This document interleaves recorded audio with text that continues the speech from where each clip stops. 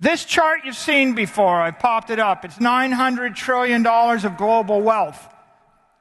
It's that $900 trillion, it's spread across physical assets and financial assets that are 20th century ideas, 20th century technology.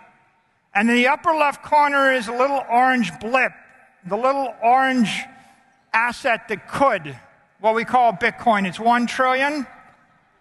It seems like a lot if you started with zero, but when you look at it against the greater scheme of things in the world, it's 0.1%.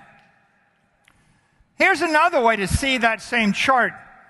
It's not 900 trillion of assets. It's a bunch of assets held for their utility value and a bunch of assets held as a store of value, long-term capital.